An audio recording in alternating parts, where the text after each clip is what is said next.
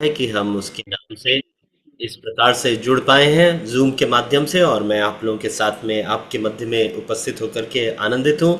महान परमेश्वर का धन्यवाद देता हूँ कि परमेश्वर ने यह अवसर दिया है, और आप सभी लोगों का भी धन्यवाद देता हूँ कि शाम के समय आप लोगों ने अपने जीवन के इस कीमती समय को परमेश्वर के वचन को सीखने के लिए समर्पित किया है। परमेश्वर आपको बहुत आयत से आशीष दे।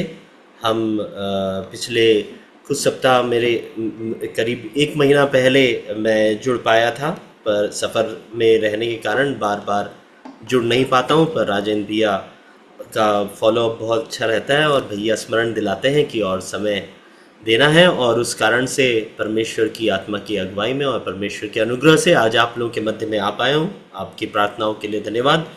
और हम जिस प्रकार से पढ़ते आ रहे थे सिद्ध मसीही जीवन, और उसके बारे में हम बहुत सी बातों को कई बारों में होकर के समझ चुके हैं, और परमेश्वर की आत्मा ने हमसे बहुत बार बातें किया है। दतिया की कलीसिया ने इस श्रृंखला को जारी रखने के लिए मुझे अवसर दिया है। दतिया की कलीसिया का भी मैं आभारी हूँ। सिद्ध मसीही जीवन, मसीही जो शब्द है उसका ही अर्थ वह है कि कौन वैसे लोग जो मसीह के पीछे हो चले, यानी जो मसीह के अनुयायी हैं उन्हें मसीही कहा जाता है। तो हम सिर्फ विश्वास मात्र कर लेने मात्र से मसीही जरूर बन जाते हैं, पर मसीही होने का सबसे बड़ा प्रमाण यह है कि मेरा और आपका चाल चलन मसीह के समान बनता जाए। वह दर्शाता है कि मैं मसीही हूँ। नहीं तो अन्य मनुष्यों और मुझ में कोई अंतर दिखता नहीं है। विश्वास तो हृदय में है और चाल चलन मसीह के समान नहीं है, तो मसीही है करके कोई भी इस संसार में पहचानेगा नहीं। इसीलिए जीवन में मसीह के समान सिद्धता आना बहुत जरूरी है। इसीलिए हम सिद्ध मसीही जीवन को बहुत अहमियत देकर के उसका अध्ययन करने का प्रयास कर रहे हैं। और पिछले जो दो क्लासेस थी, संदेश थे, उन दोनों में हमने पौलुस के जीवन में से देखा था। रोमियो की पत्री उसके 9वें अध्याय, उसमें पौलुस को किस प्रकार से परमेश्वर ने शाऊल से पौलुस उसे बनाया, किस प्रकार से उसका हृदय परिवर्तन हुआ, एक बहुत बड़ा बदलाव। एक मसीह के किसी मनुष्य के जीवन में आ जाने से होने वाला बदलाव का एक बहुत ही सुंदर प्रमाण हम पौलुस के जीवन में पाते हैं। शाऊल था वो, और जब वो दमिश्क की ओर बहुत आज्ञाओं और बहुत अधिकारों को लेकर के जा रहा था, बहुत उन्माद से भरा हुआ था, जोश से भरा हुआ था, और उसके अंदर एक लगन था कि मैं अपने यहोवा परमेश्वर के लिए कुछ महान कार्य करूंगा। इस मसीही पंथ के लोगों को सबको आज बंदीगृह में डालूंगा, और मैं बहुत बड़ा एक कार्य करने जा रहा हूं, और अधिकार है मेरे पास में। उन सारे अधिकारों को, उन सारे विचारों को, सारी जो जोश था, उसकी सारी योजनाओं को परमेश्वर ने सिर्फ एक ही बार से, एक पुकार से, एक दर्शन मात्र से बदल दिया। परमेश्वर में बहुत बड़ी सामर्थ है। हमारा प्रभु जब पौलुस को प्रेरितों के काम 9वें अध्याय में शाऊल पर प्रकट होता है, तो शाऊल डर के मारे और उस आवाज से गिर जाता है। उस उजाले को देख करके अचंभित हो जाता है। सूर्य से भी तेज रोशनी, ओ कितनी महिमामय हमारे प्रभु का वर्णन है। शाऊल का सारा अधिकार उस दिन समाप्त हो जाता है। उसकी सारी योजनाएं धरी की धरी रह जाती, उसके अंदर का पूरा जोश जो है वो समाप्त हो जाता है। और उसके बाद एक बदलाव आता है, एक ऐसा बदलाव जहां पर में कि हम उसके विषय में गवाही पढ़ते हैं कि वो वहां पर में प्रार्थना करते हुए पाया जाता है, और परमेश्वर हनन्याह को भेजता है। हनन्याह भी प्रार्थना करता रहता है, और जब हनन्याह वहां पर में जाता है तो पौलुस के जीवन में एक बदलाव की शुरुआत, शाऊल से पौलुस बनने की शुरुआत। और उस शुरुआत का सबसे पहली बात जो हमने 9वें अध्याय के 5वें वचन में पढ़ा था, वो कहता है, हे प्रभु तू कौन है। प्रभु, अपने जीवन का प्रभु उस दिन से शाऊल प्रभु यीशु मसीह को बना देता है। उसके बाद उसकी मृत्यु तक के हम किसी और को उसके ऊपर प्रभुता करते हुए नहीं पाते। उसने अपने जीवन का प्रभु यीशु मसीह को बना लिया, और उसके बाद से उसकी मृत्यु तक के धीरे धीरे वो यीशु मसीह के डील डॉल में, उसकी सिद्धता में बढ़ता गया। 13 पत्रियों को लिखा। क्यों? हमारा पिछले अध्ययन का विषय था, क्योंकि उसका हृदय एक सीखने वाला हृदय था। सिद्ध मसीही जीवन जीने का पहला कदम हमारा हृदय बदलने वाला, सीखने वाला हो। परमेश्वर का वचन, परमेश्वर की आत्मा मुझे और आपको प्रतिदिन सिखाती है। वचन के माध्यम से, जीवन के अनुभवों के माध्यम से, आपके पर्सनल ध्यान मनन के माध्यम से परमेश्वर का वचन बार बार हमें सिखाता है, सिद्धता की ओर हमें आकर्षित करता है, उसके समान बनने के लिए हमें प्रेरित करता है।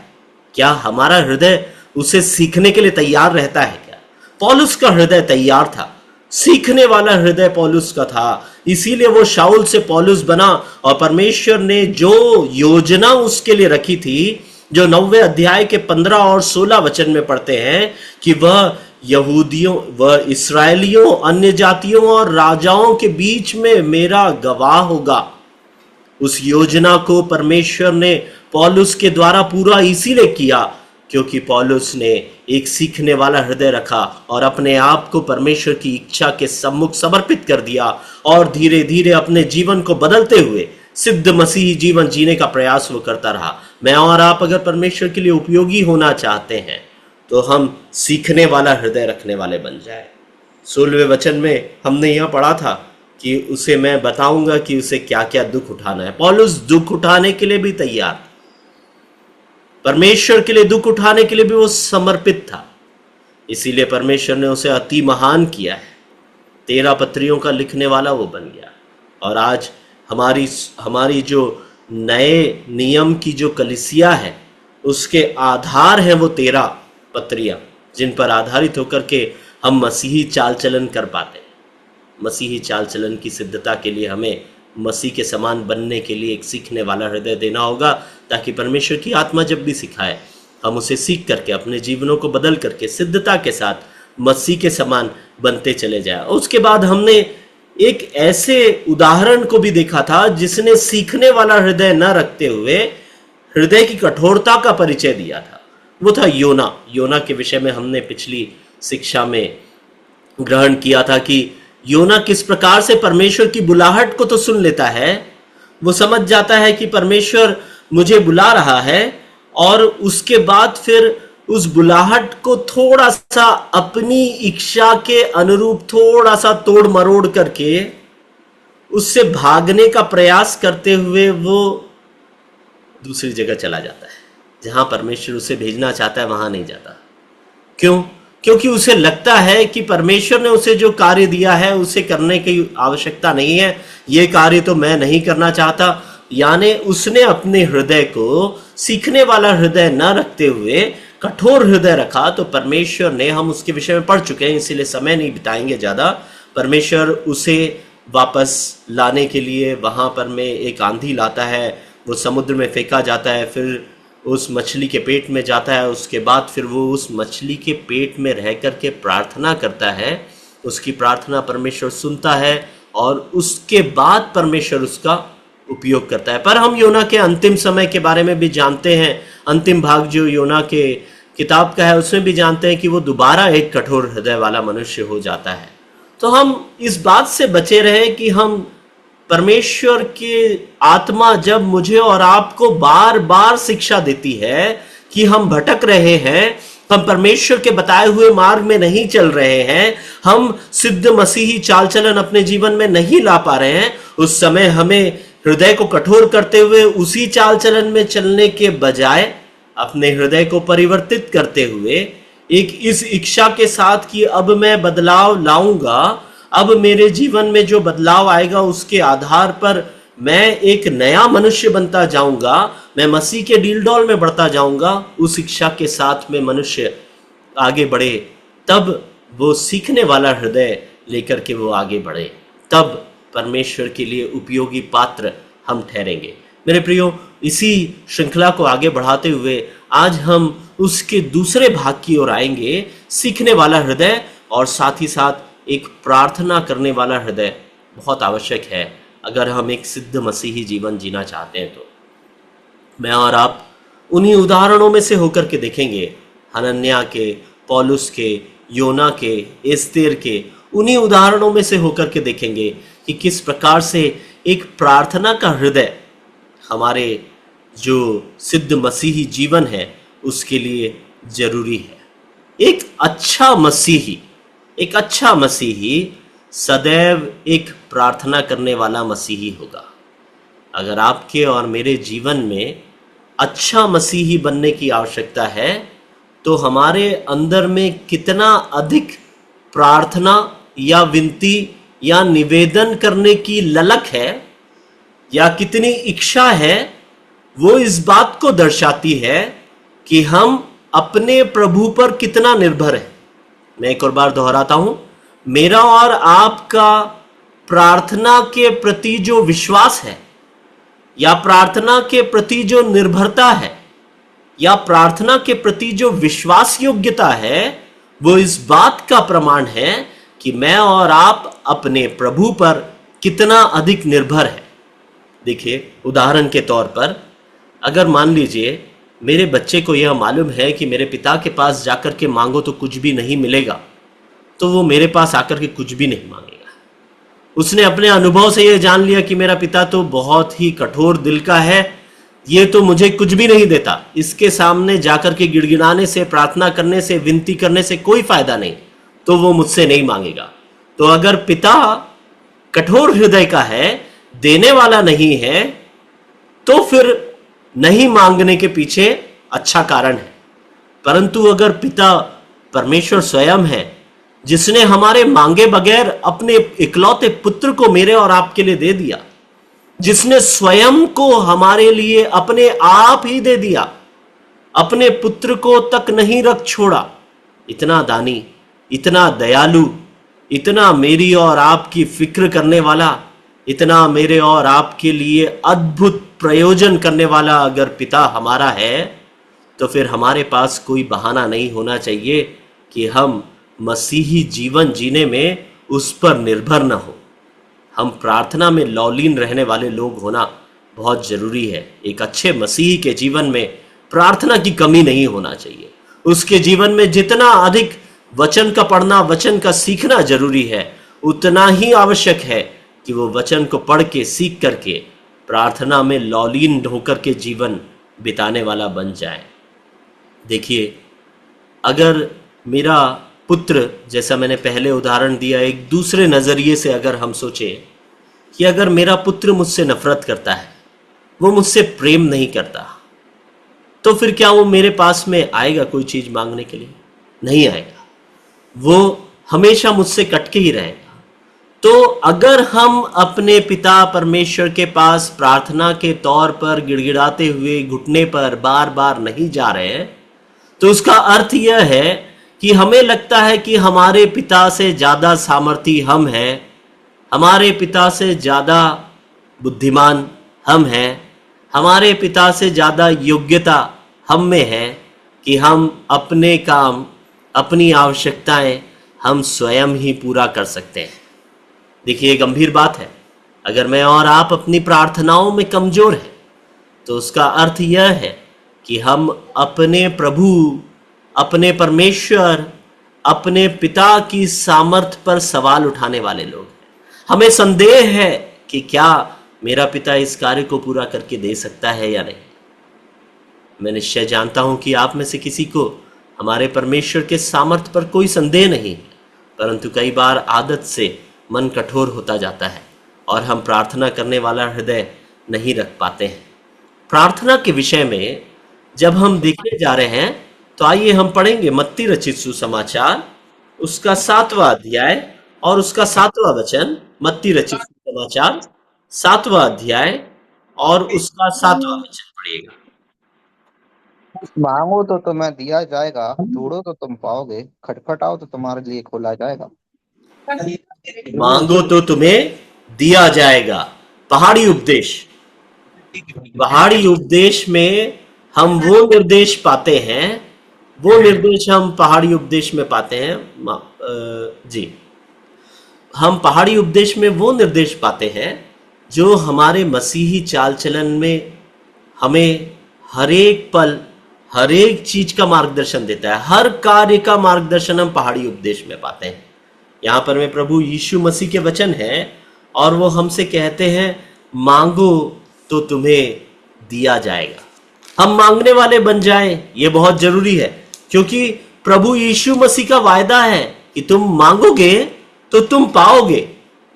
परंतु हम जब याकूब की किताब में आ जाते हैं और याकूब की किताब के 4 अध्याय को अगर हम देखें और उसमें 3 वचन को देखिएगा, याकूब की किताब उसका 4 अध्याय और उसका 3 वचन।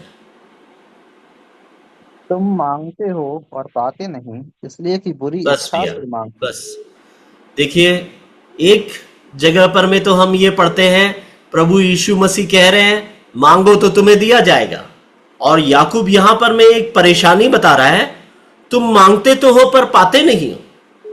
विरोधाभास हो गया, दो अलग अलग बातें हो गई। प्रभु तो कह रहे हैं मांगो तो तुम्हें दिया जाएगा, और यहां पर मैं याकूब अपने लोगों के अनुभव को जान करके उन्हें चिट्ठी लिखते समय यह कह रहा है कि तुम मांगते हो और तुम्हें मिलता नहीं, तुम पाते नहीं हो। उसके पीछे कारण दिया है याकूब ने, हम उसमें जरूर आएंगे, परंतु हम इस बात को समझे, हमारे अध्ययन का मुख्य बात यह है मांगना जरूरी है पाने के लिए। हम मसीही जीवन में सिद्धता अगर चाहते हैं, मसीही चाल चलन अगर हमारा सही होना चाहिए, तो हमारा प्रभु यीशु मसीह ही होना चाहिए। मेरी बुद्धि, मेरी योग्यता, मेरी जान पहचान, मेरे पहचान के लोग, मेरी कलीसिया, मेरे बच्चे, मेरे माता पिता, जी हाँ, ये सब तो बहुत आवश्यक है, परंतु इन सब में कोई सामर्थ नहीं कि आपकी मांग को वो पूरा कर सके। आप मांगो तो वो दे सके, परंतु हमारा एक सामर्थी परमेश्वर जो स्वर्ग में है, वो हमारी हर एक इच्छा को, हमारी हर एक आवश्यकता को अपनी इच्छा के अनुरूप, हमारी हर एक आवश्यकता को अपनी इच्छा के अनुरूप, जो उसकी ईश्वरीय इच्छा है उसके अनुरूप पूरा कर सकता है। हम उससे मांगने वाले बन जाए।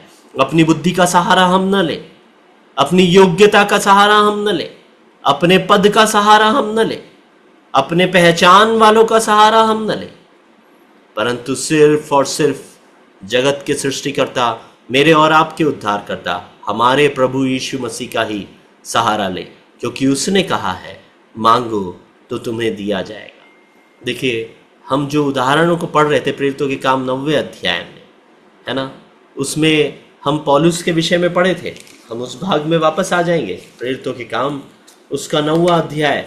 वहाँ पर में जब शाऊल को दर्शन प्रभु दे चुके होते हैं और उसके बाद फिर वो पूछता है हे प्रभु तू कौन है, उसके 5वें वचन में वो पूछता है हे प्रभु तू कौन है, तो प्रभु उससे कहते हैं कि मैं यीशु हूँ जिसे तू सताता है।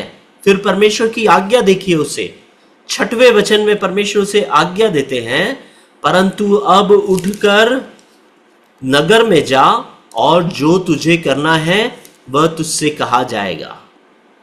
शाऊल की तरह मैं और आप भी परमेश्वर के बुलाए हुए लोग हैं। परमेश्वर ने हमें दर्शन दिया, उसने हमें बुलाया है, उसने हमारा एक एनकाउंटर हुआ है उसके साथ में। पाप को उसने, हमारे पाप का बोध हमें करा दिया है, और उसके बाद फिर वह हमसे कह रहा है कि जा मैं तुझे बताऊंगा कि तुझे क्या करना है। जिस प्रकार से शाऊल को कहा उस प्रकार से मुझे और आपको भी, वहां शाऊल खुद से निर्णय नहीं ले रहा है कि उसके बाद उसे क्या करना है, वो परमेश्वर पर निर्भर है कि उसे आगे क्या करना है। और परमेश्वर का वायदा उसके साथ यह है कि तू जा और तुझे बताया जाएगा कि तुझे क्या करना है। मांगो तो तुम पाओगे। मेरे और आपके जीवन में हम परमेश्वर से यह मांगने वाले बन जाएं कि प्रभु इस सिद्ध मसीही चाल चलन में बढ़ते जाने के लिए, मेरे मसीही चाल चलन में धीरे धीरे मैं तेरे स्वरूप में बनता जाऊं, तेरे डील डॉल में कलीसिया बढ़ती जाए, मेरा चाल चलन बदलता जाए, उसके लिए मुझे क्या करना है तू बता। हम जब परमेश्वर पर निर्भर हो जाएंगे, जब प्रभु पर निर्भर हो जाएंगे, तो परमेश्वर हमें उसका उत्तर देंगे, है ना। और उसके बाद फिर पौलुस की गवाही, शाऊल की गवाही, उस समय तक वो पौलुस नहीं हुआ, शाऊल की गवाही परमेश्वर स्वयं हनन्याह को देते हैं। अगर हम प्रेरितों के काम 9वें अध्याय और 11वां वचन को देखे, प्रेरितों के काम 9वां अध्याय 11वां वचन, वहां पर में परमेश्वर हनन्याह से कहते हैं, तब प्रभु ने उससे कहा, उठकर उस गली में जा जो सीधी कहलाती है, और यहूदा के घर में शाऊल नामक एक तरसुसवासी को पूछ, क्योंकि देख वह प्रार्थना कर रहा है। परमेश्वर ने उससे 6वें वचन से कहा, नगर में जा, तुझे और जो तुझे करना है वह तुझसे कहा जाएगा। जो तुझे करना है वह तुझसे कहा जाएगा। परमेश्वर की आज्ञा को प्राप्त करने के लिए शाऊल वहां पर में बैठ के प्रार्थना कर रहा है कि प्रभु तू मुझे बता कि मुझे क्या करना है। इसे कहते हैं संपूर्ण समर्पण, संपूर्ण प्रभुता, अपने प्रभु की मान लेना। वहां पर में पौलुस ने परमेश्वर को अपना प्रभु करके स्वीकार किया और उसे संपूर्ण प्रभुता दी। इसीलिए वो इंतजार करते हुए प्रार्थना कर रहा है कि प्रभु तू मुझे बताएगा कि मुझे क्या करना है। मेरे और आपके जीवन में, दिन प्रतिदिन के कामों में, मेरे प्रियो, ये बहुत जरूरी है कि हम इस बात का प्रयास करते रहे कि हम परमेश्वर से मार्गदर्शन प्राप्त करने वाले बन जाएं। परमेश्वर से मार्गदर्शन प्राप्त करना, परमेश्वर से मार्गदर्शन प्राप्त करने के लिए हमें वचन का पढ़ना बहुत जरूरी है।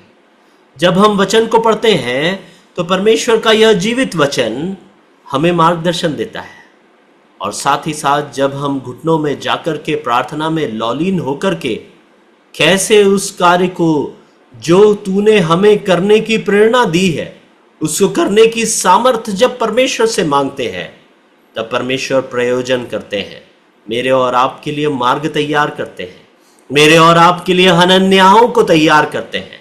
हमारे लिए परमेश्वर मार्ग सीधा करके देते हैं ताकि हम उसके लिए उपयोगी हो जाएं, अपने स्वयं के नाम की महिमा के लिए नहीं, परंतु पुत्र की महिमा के लिए वो हमारा उपयोग करता है।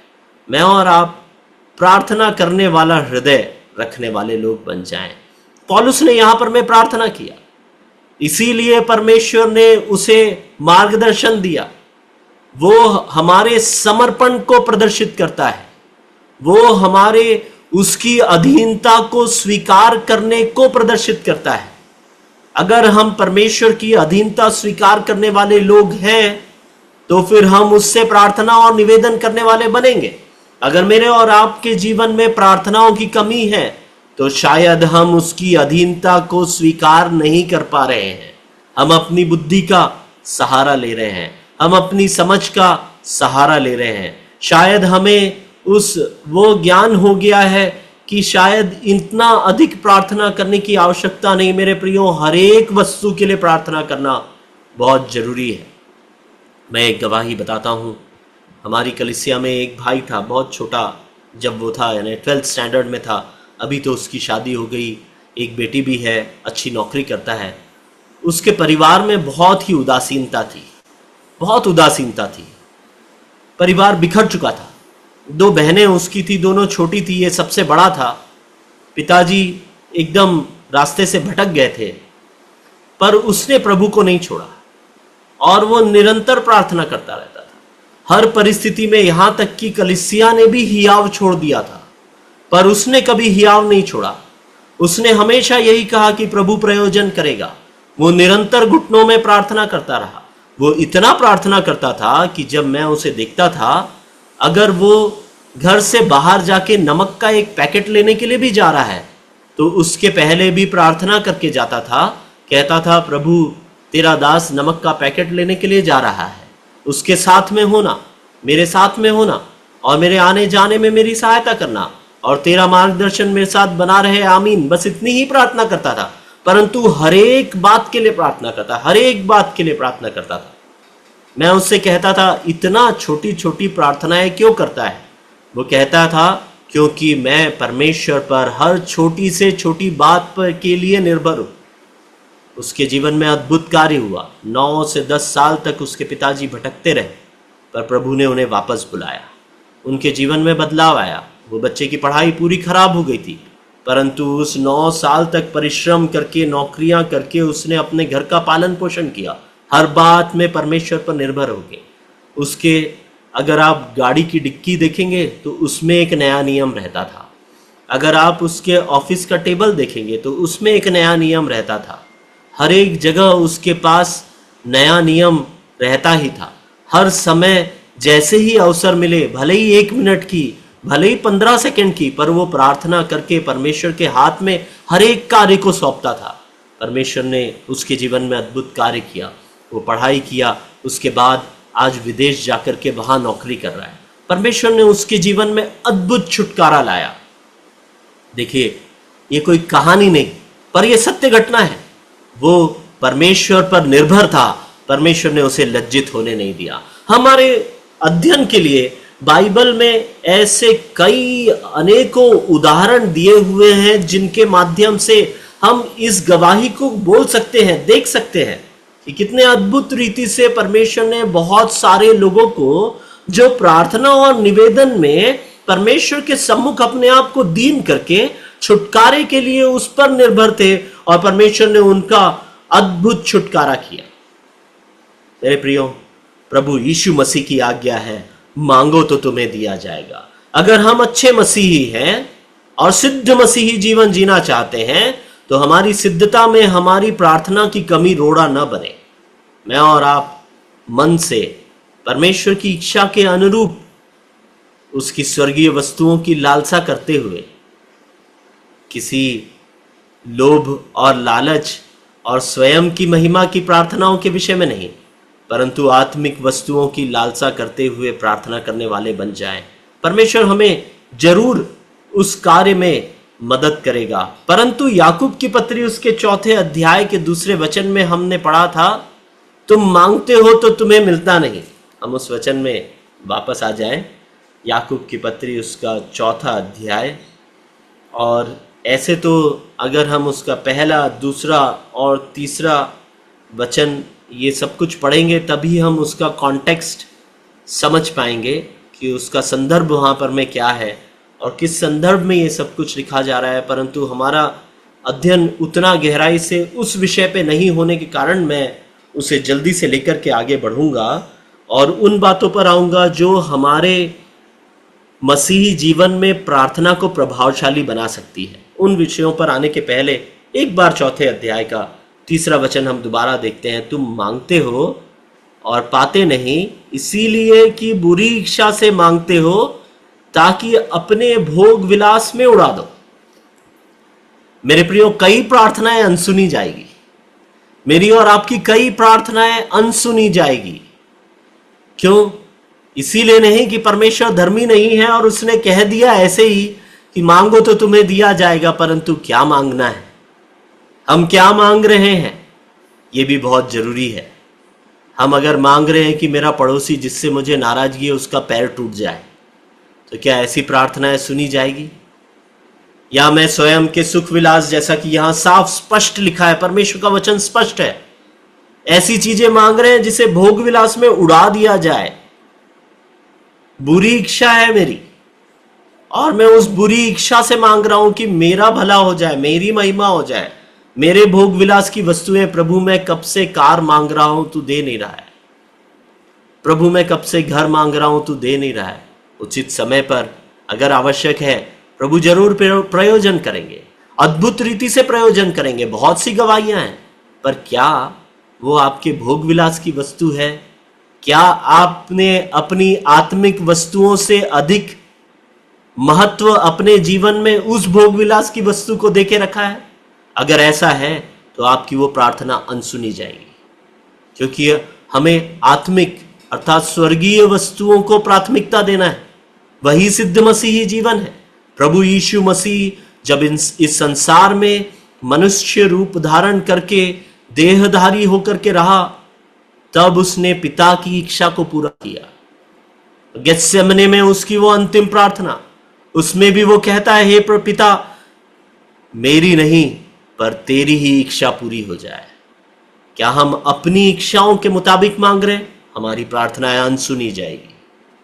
अगर हम परमेश्वर की इच्छा से मेल खा करके मांग रहे हैं, और परमेश्वर के नाम की महिमा के लिए मांग रहे हैं, तो परमेश्वर अद्भुत कार्य करने वाला परमेश्वर है। वो जरूर हमारी प्रार्थनाओं का उत्तर देगा। हम देखें कि हम क्या मांग रहे हैं।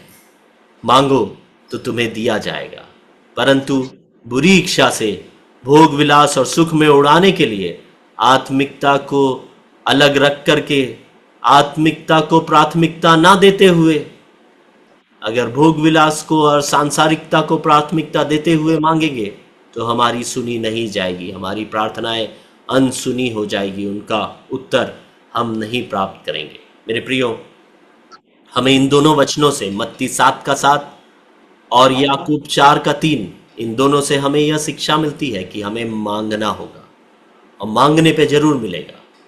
सही इच्छा से और आत्मिकता की चीजें अगर मांगेंगे तो परमेश्वर जरूर हमारे लिए प्रयोजन करेगा।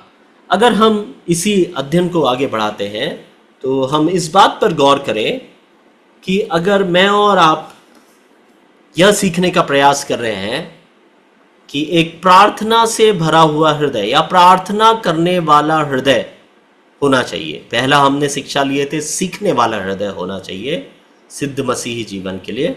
दूसरी शिक्षा हम ले रहे हैं, एक प्रार्थना करने वाला हृदय होना चाहिए मेरा और आपका। और हमने अब तक के कई वचनों को देख लिया और इन बातों को भी समझ लिया कि परमेश्वर प्रार्थना का उत्तर देने वाला परमेश्वर है। हमारी प्रार्थनाएं गलत ना हो जाए, परंतु हमारी प्रार्थनाएं प्रभावशाली हो जाए। दानियल की प्रार्थना प्रभावशाली प्रार्थना थी, एलिया की प्रार्थना प्रभावशाली प्रार्थना थी, प्रभु यीशु मसीह की प्रार्थनाएं अति प्रभावशाली प्रार्थनाएं थी। ये प्रार्थनाएं प्रभावशाली कैसे हुई?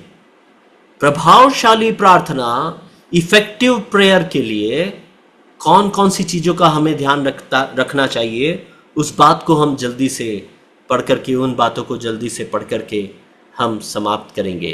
पहला तो भाग हमने अभी लिया।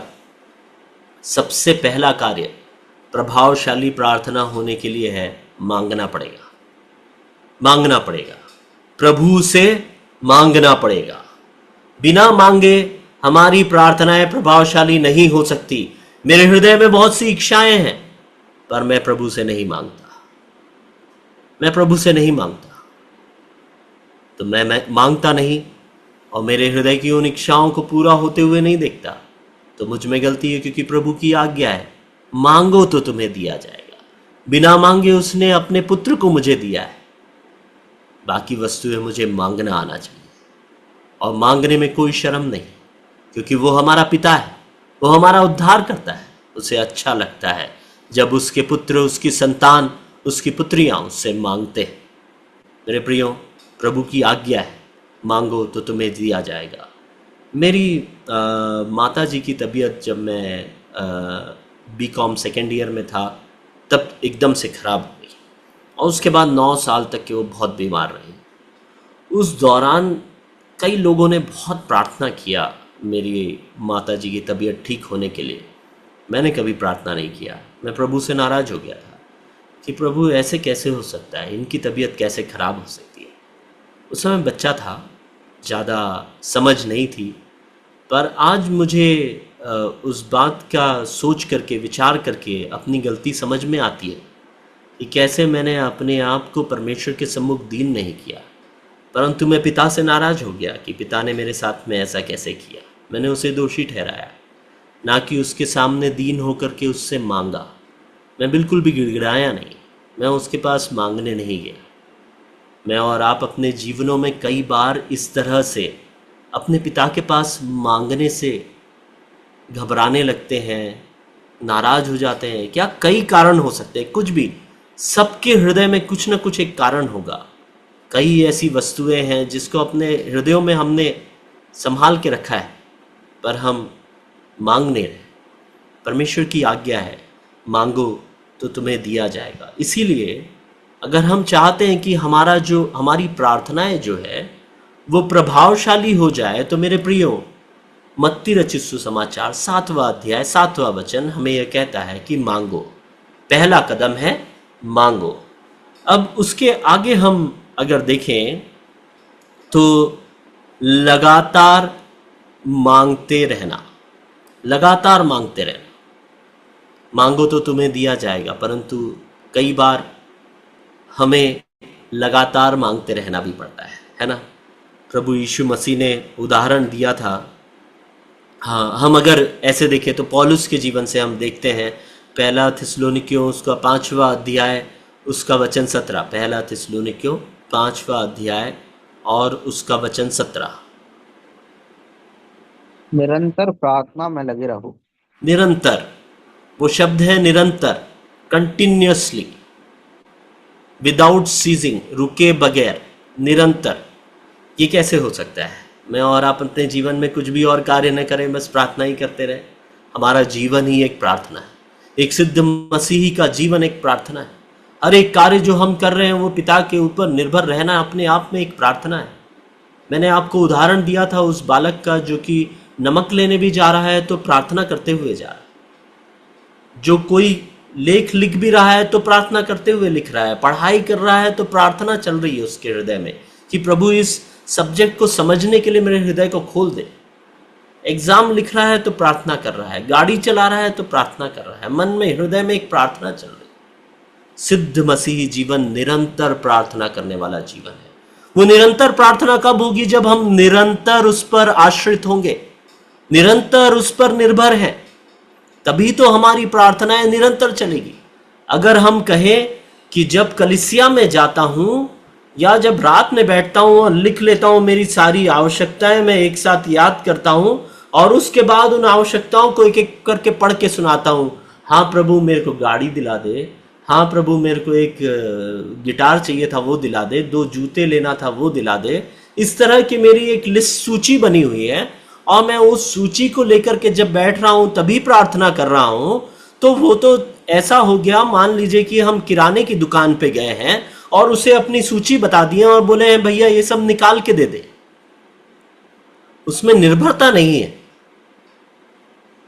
हम अगर अपने प्रभु पर निर्भर हैं तो हम निरंतर प्रार्थना में लगे रहेंगे, निरंतर, विदाउट सीजिंग, रुके बगैर, बिना रुकावट के। पौलुस कहता है निरंतर प्रार्थना में लगे रहो।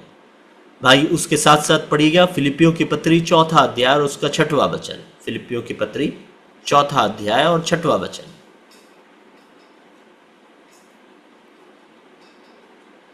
और किसी भी बात की चिंता मत करो, परंतु हर एक बात में तुम्हारे निवेदन, प्रार्थना और विनती के द्वारा धन्यवाद के साथ परमेश्वर के सम्मुख उपस्थित किए जाए।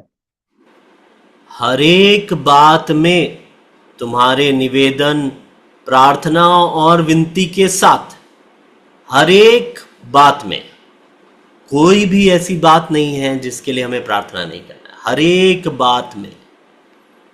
मेरे प्रियो, इफेक्टिव प्रेयर, प्रभावशाली प्रार्थना मांगने से शुरू होती है। हमें मांगना आना चाहिए। हमारे पिता के पास हमें मांगना चाहिए। उस पर भरोसा होना चाहिए कि वो हमें दे सकता है। हम उसके सम्मुख एक लिस्ट लेके जा सकते हैं। हमारी एक प्रार्थना की लिस्ट हो सकती है। प्रेयर लिस्ट बहुत अच्छी बात है। स्पेसिफिक प्रेयर लिस्ट और भी अच्छी बात है। मैं उसे समझाता हूं। अगर हम रोज प्रार्थना कर रहे हैं और इस तरह से प्रार्थना करें, प्रभु हमारी कलीसिया पर अनुग्रह कर, आगे बढ़ गए, कलीसिया पर अनुग्रह कर, रोज ही हम प्रार्थना कर रहे हैं, अच्छी बात है, बहुत अच्छी प्रार्थना है। क्या आपका अपनी कलीसिया के किसी भी परेशानी के बारे में कोई ज्ञान है आपको? हो सकता है आपकी कलीसिया में कोई भाई आर्थिक संकट से गुजर रहा होगा। आप परमेश्वर के सामने उस भाई का नाम लेकर के उसके उस आर्थिक संकट को उस परमेश्वर के चरणों में रख करके उससे निवेदन कर सकते हैं, प्रभु फलाने भाई के जीवन में जो आर्थिक संकट चल रहा है, प्रभु तू प्रयोजन कर, मैं प्रार्थना करता हूं तुझसे। शायद आपकी प्रार्थना से उसकी उस आवश्यकता को प्रभु पूरा कर। आपको अधिकार है उस कार्य को करने का। वो आपका उस भाई के प्रति प्रेम को दर्शाता है। साथ ही साथ वो आपका अपने परमेश्वर के प्रति भरोसे को भी दर्शाता है कि वो सिर्फ मेरी ही नहीं, पर दूसरे भाइयों की भी इच्छा को पूरी कर सकता है। हम प्रार्थना करते हैं, हे प्रभु, सताव में जो फंसे हुए हैं उन्हें तू शांति प्रदान कर, उन्हें सताव में हियाव दे। अगर आप किसी एक भाई को भी जानते हैं, एक कलीसिया को भी जानते हैं, एक अगुए या एक प्रचारक को भी जानते हैं जो सताव के द्वारा पीड़ित है, उसका नाम लेकर के प्रार्थना करिए। आपको वो अधिकार है। वो आपके परमेश्वर जो आपकी प्रार्थना का उत्तर देने वाला है, उसके साथ एक व्यक्तिगत मेल का तरीका बन जाएगा। हम इतना अच्छी तरह से मांग सकते हैं। आम तरीके से, एक सामान्य तरीके से मांग लेने से अच्छा, कितना अच्छा लगता है जब कोई हमसे, हमारा एकदम करीबी कोई हमसे आकर के बहुत स्पेसिफिक रिक्वेस्ट करता हो। अगर बच्चा आपका आकर के आपके पास में कोई स्पेसिफिक रिक्वेस्ट प्रेम पूर्वक करे तो हमें कितना आनंद होता है कि हाँ, ये कितने अच्छे से मुझसे इस बात की विनती कर रहा है। प्रभु भी आनंदित होंगे। वो कह रहे हैं, मांगो तो तुम्हें दिया जाएगा। और साथ ही साथ वो पौलुस के माध्यम से हमें दो चीज़ सिखा रहे हैं कि हमें लगातार, निरंतर, हर एक बात के लिए मांगते रहना है। निरंतर प्रार्थना में लगे रहो। हर एक बात में तुम्हारी प्रार्थनाएं, विनती और निवेदन धन्यवाद के साथ, कुड़कुड़ाते हुए नहीं, धन्यवाद के साथ परमेश्वर के सम्मुख प्रकट किए जाए। मेरे बाजू में बैठा हुआ पड़ोसी जो है, उसने प्रार्थना कर रहा था पिछले 1 साल से कि उसे गाड़ी मिल जाए। प्रभु, तूने उसे गाड़ी दे दिया, मुझे अभी तक के गाड़ी नहीं दिया। कुड़कुड़ाते हुए नहीं, हर एक बात में धन्यवाद के साथ, प्रभु तू कितना सामर्थी है, उस भाई की प्रार्थना को तूने सुना, धन्यवाद हो प्रभु तेरा। इस विनती को भी सुन प्रभु, मेरी भी कमजोर प्रार्थना को सुन। मैं दीन और दरिद्र हूं, तेरे सामने मैं अपने आप को दीन करता हूं। क्या हम इस प्रकार से धन्यवाद देते हुए आनंद के साथ प्रार्थना कर सकते हैं क्या? प्रभु, मेरे जीवन में जो कठिनाइयां तूने दी है उसके लिए धन्यवाद। इन कठिनाइयों ने मुझे तुझ पर और भी निर्भर बनाया है ताकि मैं और निरंतरता के साथ तेरे प्रार्थनाओं में लगे रहूं। प्रभावशाली प्रार्थना वो हमारी मसीही जीवन की सिद्धता में कारगर होती है। अगर हम सिद्ध मसीही जीवन जीना चाहते हैं तो हमारी प्रार्थनाएं निरंतर और हर एक बात में विनती, निवेदन, प्रार्थनाएं धन्यवाद के साथ उसके उस दरबार में पहुंचनी चाहिए। मेरे प्रियो, 2 बातें हमने सीखी है प्रभावशाली प्रार्थना के लिए। पहले कि हम मांगने वाले बन जाएं, दूसरा हम निरंतर मांगने वाले बन जाएं। अब आइए हम तीसरी बात की ओर जाएंगे। याकूब की पत्री उसका 5वां अध्याय और उसका वचन 16 पढ़ेंगे। याकूब की पत्री 5वां अध्याय और उसका वचन 16। इसलिए तुम आपस में एक दूसरे से सामने अपने अपने पापों को मान लो और एक दूसरे के लिए प्रार्थना करो, जिससे चंगे हो जाओ। धर्मी जन की प्रार्थना के प्रभाव से बहुत कुछ हो सकता है। 2 बातें वहां पर में है। एक है, अपने अपने पापों को मान लो और एक दूसरे के लिए प्रार्थना करो। धर्मी जन की प्रार्थना से बहुत कुछ हो सकता है। हमें अपने अपने पापों को मान लेना बहुत ही ज़्यादा ज़रूरी एक बात है। मुझे मालूम नहीं कि हम कैसे इस बात को समझ पाएंगे कि पापों का अंगीकार करना क्या है। हर एक प्रार्थना और हर एक प्रार्थना का, जैसे याकूब ने 4 अध्याय में स्पष्ट तौर से कहा है, बुरी इच्छा से मांगते हो इसीलिए तुम्हारी प्रार्थनाएं सुनी नहीं जाती, इसे तुम मांगते हो और तुम्हें मिलता नहीं। अगर मेरे और आपके हृदय में पाप है, छल है, कपट है, तो भजन संहिता का लिखने वाला जब 51वें भजन संहिता में लिखता है कि टूटा हुआ हृदय परमेश्वर के योग्य बलिदान है। टूटे हुए हृदय के बगैर अगर हम परमेश्वर के सम्मुख जाएंगे तो परमेश्वर को कठोर हृदयों से कोई प्रेम नहीं। परमेश्वर टूटे हुए हृदय को देखता है। और अक्सर हम इस गलतफहमी में पड़ जाते हैं कि जब मैं बीमारी से होकर के गुजर रहा हूँ तो मेरा हृदय टूट गया है, प्रभु तू मेरे साथ ऐसी बीमारी क्यों भेज दिया है, बहुत दुखी हो गया हूँ। नहीं प्रियो, वो टूटे हुए हृदय के बारे में नहीं है। मैं बहुत आर्थिक संकट में से होकर के गुजर रहा हूँ, मेरे कोई काम नहीं बन रहे हैं, मेरा हृदय टूट गया है। नहीं प्रियो, उस टूटे हुए हृदय के बारे में प्रभु नहीं कह रहा। या फिर मैं बहुत दिनों से नौकरी की तलाश में हूं, कई बार एग्जाम लिख दिया हूं, उसके बावजूद भी नौकरी नहीं लग रही है, मेरा हृदय टूट गया है। नहीं प्रियो, वो तो दुखी हुआ है आपका हृदय। टूटा हृदय क्या होता है वो दाऊद जानता है, और दाऊद ने उसे जान करके ही वो 51वें भजन संहिता में लिखा।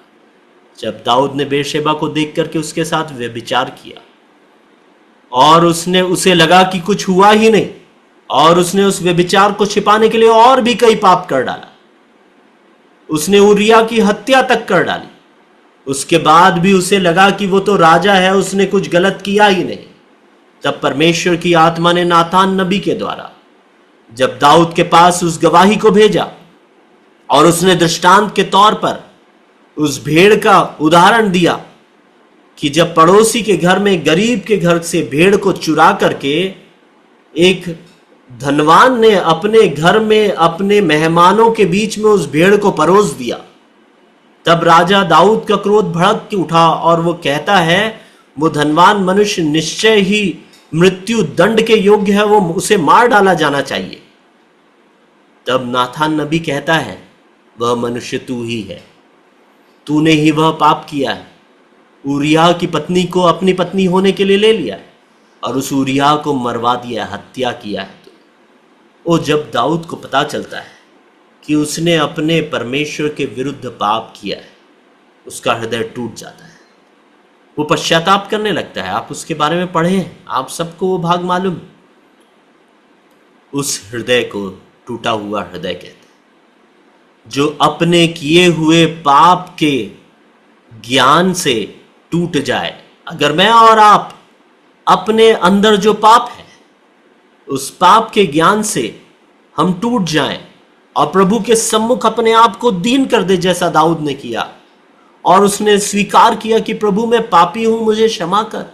वो विनती करता रहा कि वो बच्चा बच जाए, तू मुझे क्षमा कर। वैसा हृदय टूटा हुआ हृदय है मेरे प्रिय भाइयों। याकूब यहां पर में लिखता है, यहां पर में हमने 5वें अध्याय के 16वें वचन में पढ़ा, इसीलिए तुम आपस में एक दूसरे के सामने अपने अपने पापों को मान लो। सॉरी, अगर हम अपने पापों को माने बगैर परमेश्वर के सम्मुख प्रार्थना करने जा रहे हैं, हमारी प्रार्थनाएं अनसुनी हो जाएगी। हमारा मन फिराव अगर नहीं हो रहा है, हमें रोज परमेश्वर की आत्मा चिता रही है कि तुम्हारे जीवन में फलाना पाप है, उस पाप को अपने जीवन से निकालो, आज ही निकालो, और हमने अपने हृदय को कठोर कर लिया है। हम परमेश्वर की उस आज्ञा को, उस अगुवाई को, उस मार्गदर्शन को जो पवित्र आत्मा बार बार हमें दे रही है, उसको हम नजरअंदाज कर रहे हैं। तो मेरे प्रियो, परमेश्वर हमारी प्रार्थनाएं नहीं सुनने वाला। प्रभावशाली प्रार्थना टूटे हुए हृदय के साथ होती है, वह हृदय जो अपने पाप के बोझ से टूटा हो, स्वयं के पाप के बोझ से टूटे हुए हृदय के साथ प्रार्थना करने पर परमेश्वर उस प्रार्थना को सुनता है। हम एक दूसरे के सम्मुख अपने अपने पापों को मान लें। मेरे प्रियो, क्या हम एकांत में भी अपने पापों को आजकल मानते हैं क्या? परमेश्वर की आत्मा हमारी गवाही देती है, हम अपने पापों को मानने वाले बन जाएं, ताकि हमारी प्रार्थनाएं प्रभावशाली हो जाएं। हम आगे बढ़ते हैं। हम पहला यूहन्ना उसका पहला अध्याय और उसके 9वें पद को इसी के संबंध में पढ़ते हैं। धार्मिकता के साथ में प्रार्थना या टूटे हुए हृदय के साथ में प्रार्थना करना। यदि हम अपने पापों को मान लें तो वह हमारे पापों को क्षमा करने और हमें सब अधर्म से शुद्ध करने में विश्वासियों को धर्मी है। यदि हम अपने पापों को मान लें तो फिर सारी चीजों को करने में वो तो धर्मी, मेरे सारे अधर्म को शुद्ध करने में वो धर्मी है। और जब मैं अधर्म से दूर होकर के धार्मिकता के साथ में अपने पिता से मांगता हूं, तो उसका वचन है, उसका वायदा है, मांगो तो तुम्हें दिया जाएगा। एक ही रुकावट है हमारे मांगने में और प्राप्त करने में, वो है मेरा और आपके जीवन में जो पाप है, जो अधर्म है मेरे और आपके जीवन में, वही हमारे इस प्रार्थनाओं के न सुने जाने का कारण है मेरे प्रिय। परमेश्वर मुझे और आपको सहायता करे कि हम प्रार्थनाओं के उत्तर परमेश्वर से लेने वाले बन जाएं। एक अंतिम बात जो है वो लूका रचित सुसमाचार उसका 8वें अध्याय के 8वें वचन में वो भाग है जहां पर मैं भाई पढ़िएगा लूका 18 का 8। वो भाग है जहां पर मैं उस विधवा के विषय में बताया गया जो न्यायी के पास में बार बार अपनी विनती को लेके जाती थी, बार बार लेके जाती थी। मैं तुमसे कहता हूँ, वह तुरंत उनका न्याय चुकाएगा। तो भी मनुष्य का पुत्र अब जब आएगा, तो क्या वह पृथ्वी पर विश्वास पाएगा? लूका 18 का 8 पढ़े ना भैया, सॉरी मैंने शायद रेफरेंस गलत निकाल दिया। लूका, लूका 18 का। जी जी, यूहन्ना उसमें था क्या 18 का? ठीक है, माफ़ी चाहता हूँ मैंने रेफरेंस शायद गलत लिख लिया। मैं वो वाला उदाहरण बताना चाह रहा था जिसमें कि वो विधवा के विषय में परमेश्वर प्रभु यीशु मसीह गवाही देते हैं कि एक ऐसी विधवा थी जो न्यायी के पास बार बार जाकर के विनती करती रही। अंत में वो न्यायी जो निर्दयी था उसे भी अंततः यह निर्णय लेना पड़ गया कि भाई मैं तो इस स्त्री का कुछ नहीं कर सकता, इसका न्याय मुझे चुकाना ही पड़ेगा। तो जब एक निर्दयी न्यायी अपना बार बार उस स्त्री के जाने के कारण अपना निर्णय बदल सकता है, तो फिर हमारा दयालु पिता जब हम बार बार उसके पास जाएंगे और लगातार प्रार्थना में लगे रहेंगे तो फिर वो हमारी प्रार्थनाओं का उत्तर क्यों नहीं देगा। तो हम अपने परमेश्वर के पास में प्रभावशाली प्रार्थना के लिए क्या चीज़ों को करें? सबसे पहले हम मांगने वाले बन जाएं, हमारी प्रार्थनाएं स्पष्ट हो जाएं, हम नाम लेके प्रार्थना करने वाले बन जाएं, हम दूसरों के लिए प्रार्थना करने वाले बन जाएं, उसकी अधीनता को स्वीकार करें, तभी तो हम उससे मांगेंगे, वो हमें जरूर देगा। दूसरी बात, हम लगातार प्रार्थना करने वाले बन जाएं, निरंतर प्रार्थना, हर एक बात में धन्यवाद के साथ में प्रार्थना, वो परमेश्वर हमसे चाहता है।